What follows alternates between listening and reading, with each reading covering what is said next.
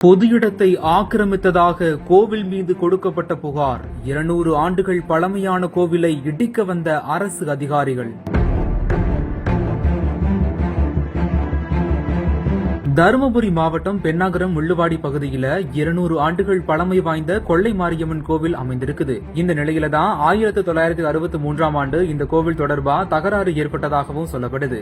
இந்த நிலையில தான் கடந்த 4 ஆண்டுகளுக்கு முன்பா இந்த கோவில் புதுப்பித்து கட்ட முடிவு எடுக்கப்பட்டு கட்டுமான பணிகள் தற்போது நடைபெற்று வருது. கட்டுமான பணிகள் நடந்து வரும் நிலையில இந்த கோவிலுக்கு பக்கத்தில் இருக்கிற நில உரிமையாளரான மோகன் என்பவர் தன்னோட வீட்டுக்கு போறதுக்கு பாதை இல்லைன்னு சொல்லியும் கோவிலின் முன்பகுதி ஆக்கிரமித்து கட்டப்பட்டுள்ளதாகவும் நீதிமன்றத்தில் வழக்கு தொடர்ந்திருக்கிறார். இதையடுத்து வழக்கை விசாரித்த நீதிபதிகள் கோவில் ஆக்கிரமிப்புகளை அகற்றி மோகன் வீட்டுக்கு பாதை ஏற்படுத்தி தர அரசு அதிகாரிகளுக்கு உத்தரவிட்டிருக்கிறாங்க. 20க்கும் மேற்பட்ட காவல்துறையினர் மற்றும் பேரூராட்சி பணியாளர்கள் கோவில் ஆக்கிரமிப்புகளை அகற்ற போயிருக்காங்க. இந்த நிலையில தான் தகவல் அறிந்து சம்பவ இடத்துக்கு வந்த 18 ஊர் முக்கியஸ்தர்களும் அரசு அதிகாரிகளோட பேச்சுவார்த்தையில ஈடுபட்டிருக்காங்க. இதையடுத்து வழக்கு தொடர்ந்த மோகனிடம் 18 ஊர் முக்கியஸ்தர்களும் பேச்சுவார்த்தை நடத்தி 15 நாட்களுக்குள்ள சுமூக முடிவு எடுப்பதாகவும் இல்லை என்றால் ஆக்கிரமிப்புகளை தாங்களே அகற்றிக் கொள்வதாகவும் தெரிவிச்சிருக்காங்க.